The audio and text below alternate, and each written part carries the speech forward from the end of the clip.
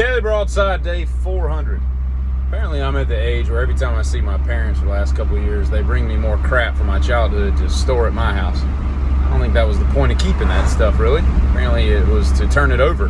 But last night I was perusing my elementary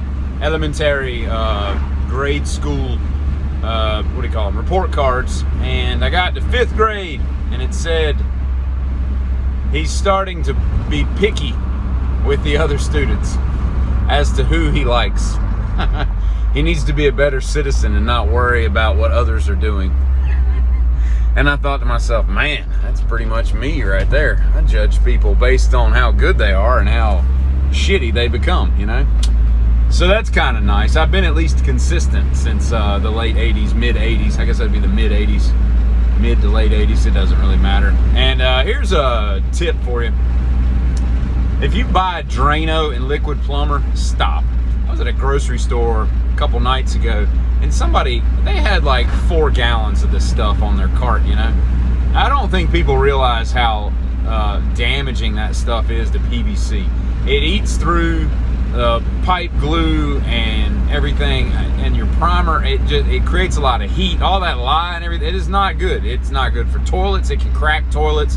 Porcelain's not made for that kind of heat intensity, and people just dump this stuff down their drain. It's going to be a lot cheaper to just buy yourself a snake, or hell, take apart a drain. Learn how to take a P-trap and a drain apart in a sink. That's where most of your clogs are anyway. It's not that hard. Just clean it out, learn how to deal with the smell, and just live on to be another day instead of dumping all that chemical crap down your pipes and potentially giving yourself way more of a problem later on down the road, financially speaking. And I don't think we understand, outside of the Tesla world, the people that make the Teslas, that is, you know, how big a deal it's going to be when these Cybertrucks hit the road later this year. Because those things they're insane. Like, to see one in person, we're living in like the Jetsons coming up, you know.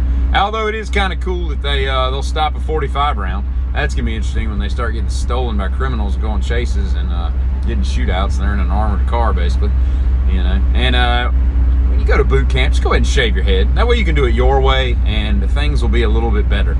You won't have just, you know, stray hairs floating around and all, and everything. And if you ever seen Tacoma worms, they're those real big, fat, mealy worms that are kind of articulated bodies. They look like the blimp, what do you call it? The blimp man? The Michelin man, that's what it is. It's kind of what their bodies look like. And people eat these things in other countries. And I gotta tell you, man, it's amazing. Like, you know, I eat beef tongue on tacos. Lingua is like my favorite, that's my favorite topping on the taco, you know? But and maybe that's gross, but it's delectable. But like, I can eat that, and that's not a problem. I can eat escargot. There's lots of things that some people might find disgusting that I don't mind eating. But to eat a live worm like that, and that crunch and the juices and all that, it's fascinating to me that there's people in this world that have overcome that, mostly because they don't know any better, and that's just what they grew up doing or whatever. But it's kind of gross. It's kind of gross. There's not much else to say about it. It's just kind of gross. But watch a video of that stuff. It's insane what other countries eat.